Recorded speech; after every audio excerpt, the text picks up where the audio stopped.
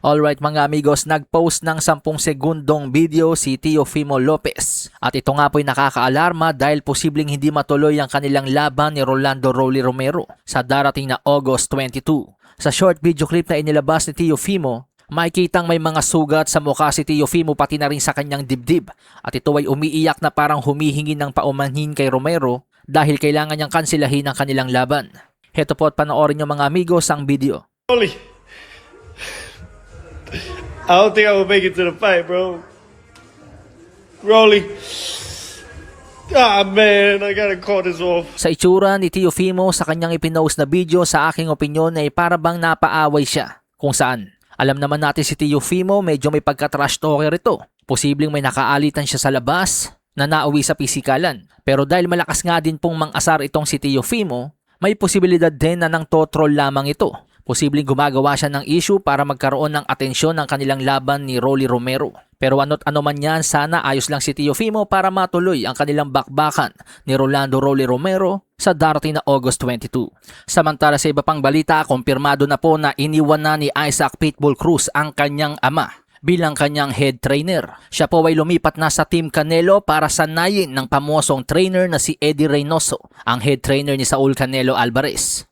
Ang tambalang Pitbull Cruz at Eddie Reynoso ay matutunghayan po natin sa darating na September 19 kontra Nestor Bravo ng Puerto Rico para idepensa ang kanyang WBC Super Lightweight Interim title.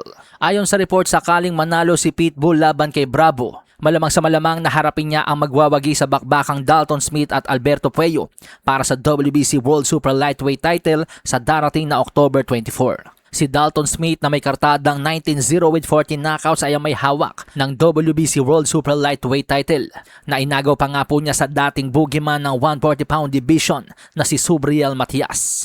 Sa iba pang balita, heto ibinida na po ng Probox TV ang pagbabalik ng Pinoy knockout artist na si Weljon Mindoro sa darating na August 29, undercard sa bakbakang Martinez at Plantich. Si Mindoro na may kartadang 17-0, 1 draw with 16 knockouts ay nahaharap sa isang veteranong mandirigma ng Mexico na si Carlos Ocampo, may kartadang 38 wins, 4 losses with 26 knockouts. Si Ocampo ay marami na rin nakalabang mga bigating pangalan tulad nga po ni na Sebastian Fundora, Tin Su at Callum Walsh ng Supa Boxing. Kaya naman kailangan talagang magpakitang gilas ng ating pabato sa kanyang paparating na laban. Dahil dyan po natin pwedeng sukatin ang husay ng isang Weljon Mindoro sa mga kalabang may experience na rin ng laban sa iba pang mga bigating pangalan. Alasahin ang baraha, patunayan mo sa'kin ha. Sino man ang mabunot na kalaban, di ka tatakbo ha. Sabayan ko sabayan, papalag ako para